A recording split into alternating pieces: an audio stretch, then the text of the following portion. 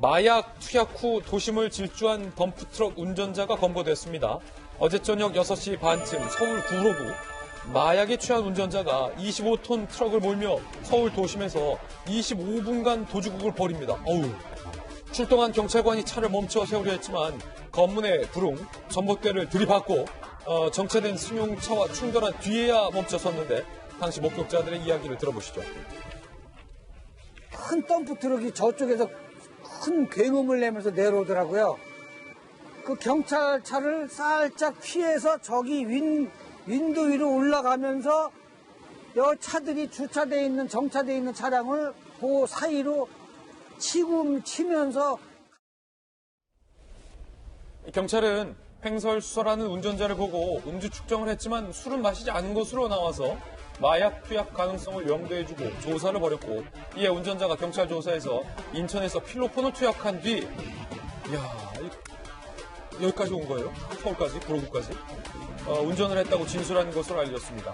그동안 졸음운전 등을 피하기 위해 오랜 시간 운전을 해야 하는 트럭 운전기사들의 마약설이 공공연히 회자되기도 했었는데 무려 25톤 트럭을 모는 마약 투약자의 검거에 공포와 우려가 더해지고 있는 상황입니다.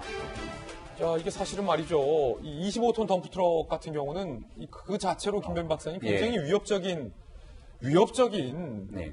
존재가 될 수 있기 때문에 더욱더 충격적인 대목이에요. 아니, 저기에서 저 엄청난 25톤 트럭이 조금만 잘못 경로로 입항해서 일반 차량을 치거나 사람들이 쳤으면 엄청난 인명피해가 날 수 있는 상황 아니겠습니까? 조금 전에 얘기했습니다만 이런 트럭 운전기사들의 음주운전이라든지 아니면 이 마약 투약 같은 있을 수 없는 일들이 지금 대한민국 도심에서 일어났다는 건데요.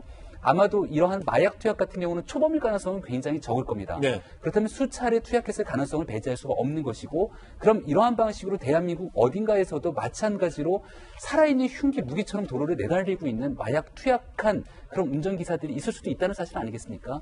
특히 마약 같은 경우는 한번 제대로 검거해서 들여다보기 시작하면 마약을 공급하고 있는 공급책을 비롯해서 해야 될 수사가 워낙이나 광범위할 텐데요. 우리가 버닝썬 사태에서 드러났던 그 마약에 관한 문제, 대한민국 더 이상 마약 안전지대가 아닌 것 아니냐라고 하는 얘기에 대해서 도대체 경찰의 수사가 어디까지 진행되고 있는 것인지 국민들을 안심시키기 위한 정부 당국의 조치가 필요해 보입니다. 예. 그러고 보니까 경찰 버닝썬 수사 하고 있나요? 안 했나요? 결론을 안 말해줘서 궁금하네요.